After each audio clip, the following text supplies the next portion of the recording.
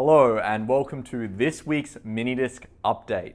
Now I hope you managed to score some awesome Black Friday savings because you may need those savings for what I'm going to show you this week. This is the Ventura, the latest flagship IEM from Singapore-based Dita Audio.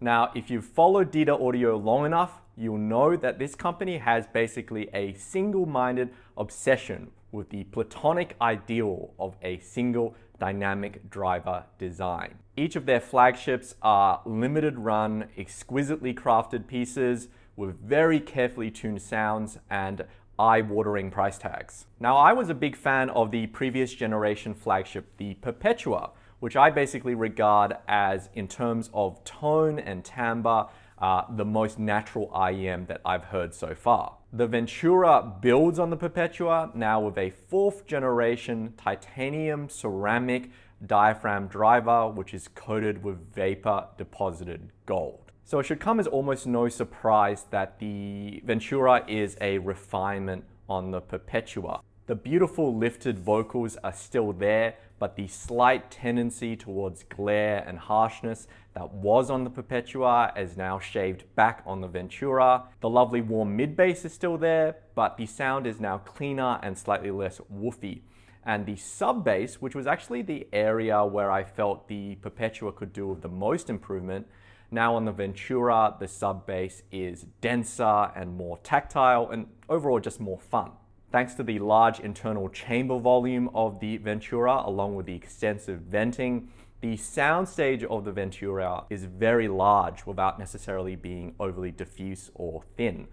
And in a lot of ways, it reminds me of a IEM with a similarly large internal chamber volume, the Sony IER Z1R. On the subject of the IER Z1R, unfortunately, one thing that has changed with the Ventura is that the IEM is now relatively tall and relatively heavy.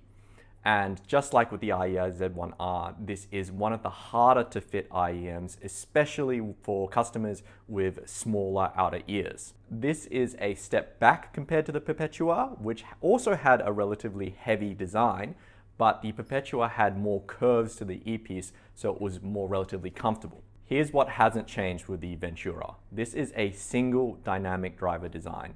It's not going to wow you with this holographic sense of layering like some other multi-driver IEMs.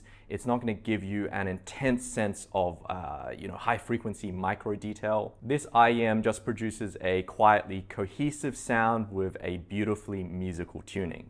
Now at this price point, you really have to buy into this mission of the elegance of a single dynamic driver. The Ventura is like a Leica fixed lens camera, or it's like a Mazda rotary engine design. You almost have to be as obsessive as Dita is about single dynamic drivers to appreciate it. So come in, have a listen, let us know what you think. This is Lachlan for Minidisc TV, and we'll see you next time.